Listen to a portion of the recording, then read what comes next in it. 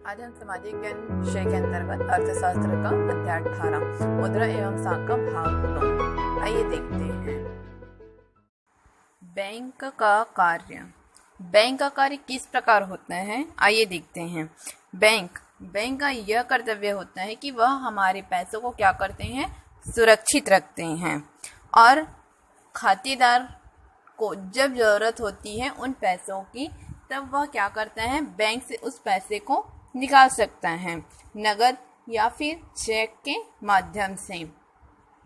आजकल debit card का भी उपयोग किया जाता है, जिससे वह पैसों को निकाल सकते हैं। बैंक में सभी लोग पैसा नहीं निकालते, ऐसा होता है जमा भी करते हैं और निकालते भी हैं। तो इस तरीके से दोनों कार्य किया जाता है। बैंकों को अपने अनुभव से यह भी कार्य करते हैं कि वह दिन भर में लगभग कितने नगद पैसे की जरूरत हो सकती है, उन पैसों का प्रबंध बैंक द्वारा किया जाता है, जिससे खातेदार को कोई समस्या ना हो और उन्हें समय पर उनके पैसे उपलब्ध हो सकें। रिजर्व बैंक ऑफ इंडिया के नियम यह है कि वह किसी भी बैंक के पास नगद की कमी ना हो, इसके लिए वह मांगने पर लोगों को अपने पैसे नगद दिए जाते हैं और यह विश्वास होता है कि उसे यह नगद पैसा मुख्य रूप से समय पर उपलब्ध हो ही जाता है। आप सभी लोग अपना पैसा नगद मांगने या नगद की ज़रूरत होती है तो आप बैंक से या बैंक की सहायता से उपलब्ध हो जाती है, वे उसे सुरक्षित रखता है। बैंक के पास जो हमारी पैसे रहती हैं वह सुरक्षित रहता है और हमें ज़रूरत पड़ने पर नगद निकाल भी सकते हैं। बैंक इन खातों में लोगों द्वारा जमा जो पैसे हैं उसका वह उपयोग या उसका कार्य क्या है या क्या करते हैं। तो बैंक के दो प्रमुख कार्य माना जाता है, जिसमें है लोगों के पैसे जमा करने के लिए जो खाते खोलना और लोगों की जो जरूरतों के लिए कर्ज ऋण भी दिया जाता है। यह कार्य भी एक तरह से वह एक दूसरे के पूरा माने जा सकते हैं।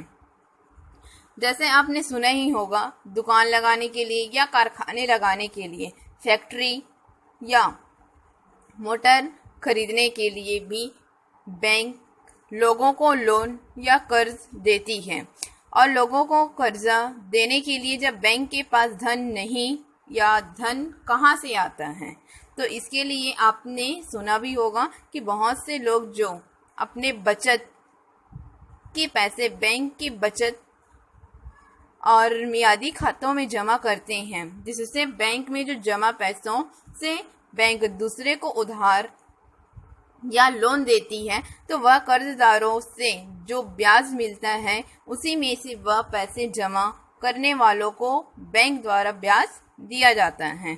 इस तरीके से बैंक को चलाने के लिए खर्च किया जाता है। साख का अर्थ, जैसे हम अपनी आवश्यकताओं की पूर्ति के लिए अनेक वस्तुएं खरीदते हैं। प्रायः आपने देखा ही होगा, आपके पास जो रुपए रहते हैं उनका उपयोग कर हम अपनी आवश्यकताओं को पूर्ण करते हैं या आवश्यकता की पूर्ति के लिए उस वस्तुओं को खरीदते हैं। हमने कई बार ऐसा भी देखा होगा कि उन जरूरतों को पूरा करने के लिए हमें किसी से ऋण मतलब पैसा उधार भी लेना पड़ सकता था। ऋण के तौर पर हम अपने जब ऋण लेते हैं तो हम अपने किसी परिचित, स्वजन्य, व्यापारी या फिर ऋण देने वाली संस्था के अंतर्गत जैसे बैंक हैं, वित्तीय संस्थाओं से उधार ले सकते हैं और इस ऋण के माध्यम से हम क्या करते हैं, उस पैसे का उपयोग कर सकते हैं। लेकिन बैंक, व्यक्ति या फिर किसी अन्य संस्थाएं हमारी वित्तीय क्षमता का आकलन कर क्या करते हैं, ऋण प्रदान करते हैं, जिन्हें हम कुछ समय बाद ब्याज सहित क्या करते हैं, वापस लौटा देते हैं। लेकिन हमें कई बार व्यापारी जैसे पैसे चुकाने के लिए समय देते हैं या सामान खरीदने के लिए पहले पैसे देते हैं, तो इन्हीं सभी ऋण या ऋण जैसी जो परिस्थितियों को हम बोल सकते हैं साख। साख जो है हमारी वर्तमान और भविष्य की कई आवश्यकताओं को पूरा करने में सहायता प्रदान करती है, लेकिन ये तत्कालीन जैसे वर्तमान क्रय या फिर खरीदने की क्षमता में वृद्धि करने के लिए वही बैंक या फिर व्यक्ति के द्वारा हमें ऋण देने का एक ब्याज के रूप में भी किराया प्राप्त करते हैं। यह जो ब्याज है हम बैंक के पैसों को उपयोग करने के बदले में किराए की तरह भी कुछ समय के अंतराल क्या कर सकते हैं, मूल राशि के साथ भी चुका सकते हैं। इस तरह से क्या होता है, किसी भी संस्था या व्यक्ति के उधार से जहां एक व्यक्ति को अपनी आवश्यकता की चीजें मिलती है, वहीं दुकानदार की कुछ चीजें बाजार के ग्राहकों को ऋण सुविधाएं देने का भी सुविधाएं उपलब्ध हो जाती हैं। यह व्यवस्था जो है ग्राहक और दुकानदार दोनों के लिए तत्कालिक साधन में सहायता होती है। ऋण की शर्तें। ऋण की परिस्थितियों को समझने के लिए आइए देखते हैं किस तरीके से इसमें शर्तों का निर्माण होता है। जैसे ऋण की शर्तें को समझना जरूरी यह है कि हम ऋण को ब्याज दर निश्चित कर दी जाती हैं, जिससे कर्जदार मूल रकम के साथ अदा करती हैं, और इसके अलावा उधार जो उदाता है किसी भी या कोई भी चीज को गिरवी रखने की मांग भी कर सकता है, और ऐसी संपत्ति है जिनका मालिक कर्जदार हो, जैसे उदाहरण के रूप में आप ले सकते हो भूमि है, इमारत है, गाड़ी है, पशु या बैंक की पूंजी। इसके इस्तेमाल से वह क्या करता है, उधारदाता है उस गारंटी के रूप में वह ऋण देता है जब तक कि ऋण का भुगतान नहीं हो पाता। यदि कर्जदार उधार वापस नहीं कर पाता तो उधारदाता क्या करते हैं, उस भुगतान की प्राप्ति के लिए उस संपत्ति को बेचने का अधिकार हो जाता है।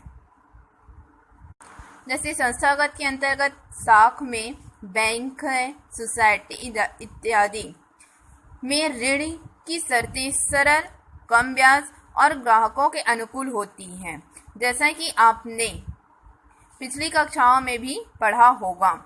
और किसान या छोटे व्यवसायी या कामगार जो जरूरतमंद क्या रहते हैं, सस्ते ऋण में उपलब्ध की व्यवस्था को देखते हैं और उपलब्ध कराने के लिए सरकारी प्रयास जारी हैं, क्योंकि ये प्रयास उनकी सामाजिक सुरक्षा को बढ़ाने में भी सहायता करती है और साथ ही उन्हें ऋण लेने के लिए सार्थक वर्तमान जो है वातावरण प्रदान करने के लिए कोशिश भी या प्रयास किया जाता है, जिसके द्वारा वह ऋण या कर्ज के माध्यम से वह विकसित हो सके एवं वह अपने